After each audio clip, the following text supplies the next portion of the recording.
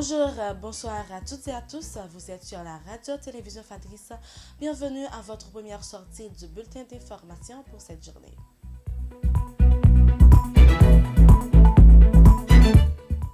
Le taux de référence calculé par la BRH pour ce 13 janvier 2025 est de 130,21 pour $1 américain. Ce 13 janvier 2025 marque le 28e anniversaire du Centre de développement communautaire CDEC, une structure au sein du CNSA, une date symbolique qui coïncide avec les 15 ans du tremblement de terre ayant ravagé Haïti.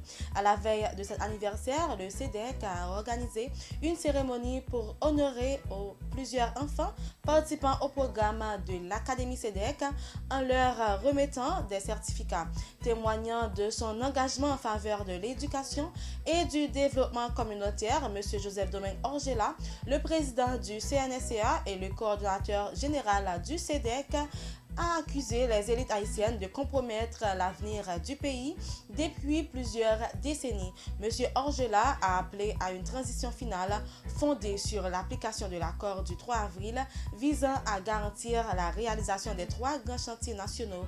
Il a également plaidé pour un changement stratégique et pour le renforcement des structures étatiques et sécuritaires pour arriver à un véritable redressement national. Dans un message posté sur son compte X ce dimanche 12 janvier 2025, le président du CPT, Leslie Voltaire, condamne avec fermeté l'alliance entre des partis politiques et la coalition de gangs Vivre Ensemble, juge inacceptable. M. Voltaire estime que cette décision trahit la mémoire des victimes et porte atteinte à notre souveraineté. Ces partis, en agissant ainsi, se sont écartés des principes républicains et devront en répondre devant la justice et nos concitoyens, a-t-il affirmé. Une messe commémorative a été célébrée ce dimanche 12 janvier à la Villa d'accueil en hommage aux victimes du séisme du 12 janvier 2010 qui a causé plus de 250 000 morts. L'événement a réuni les membres du CPT, le Premier ministre Alex Didier Fils-Aimé ainsi que les membres du gouvernement et du corps diplomatique. 15 ans après la tragédie, de nombreuses infrastructures des fuites n'ont toujours pas été reconstruites. L'accès au mémorial de Saint-Christophe, situé sur la route de Titanien, est également impossible en raison de l'insécurité dans la zone.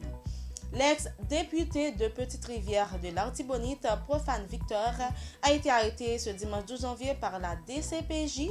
Cette arrestation survient quelques jours après celle de Magali Habitant.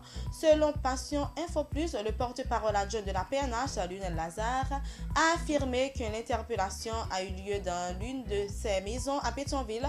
Notons que l'ancien parlementaire est depuis quelque temps sous sanctions américaines et canadiennes pour ses liens avec les gangs criminels armés semant la terreur dans le pays.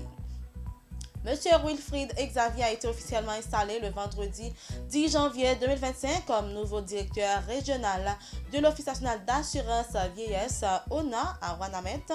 La cérémonie s'est déroulée en présence de l'ancien directeur sortant, Maître Ronnie Pierre, transféré au Cap-Haïtien en qualité de chargé de mission. Cette nomination marque une nouvelle étape pour l'ONA à Ouanamètre avec l'objectif d'améliorer les services et de renforcer les liens avec les assurés de la région.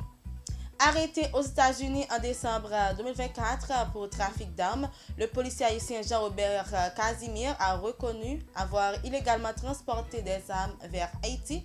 Selon un rapport du département de la sécurité intérieure des États-Unis, entre octobre 2021 et mai 2024, Casimir aurait introduit en Haïti plus de 87 armes à feu de différents calibres. Les enquêteurs ont découvert dans son téléphone des échanges avec plus de 3 individus en Haïti portant sur le trafic d'armes. Les armes auraient été dissimulées dans divers objets, notamment des pneus, et transportées par bateau arrivant principalement au port de Miragoâne. Sur le plan international,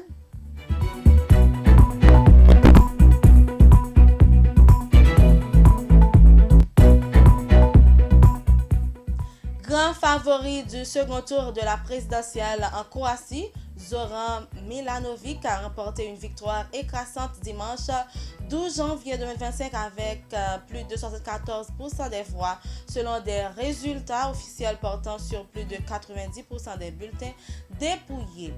Le ministre saoudien des Affaires étrangères, le prince Faisal Ben Farhaneh, a appelé à lever les sanctions internationales imposées à la Syrie à l'issue d'une réunion dimanche 12 janvier. Lors de cette dernière, des chefs de la diplomatie européenne et du Moyen-Orient ont échangé sur l'avenir du pays ravagé par la guerre. Auditeurs internautes de la radio-télévision Fadris, c'est la fin de votre bulletin d'information. Merci de l'avoir suivi. C'était avec vous pour la présentation Vanessa Cédoine.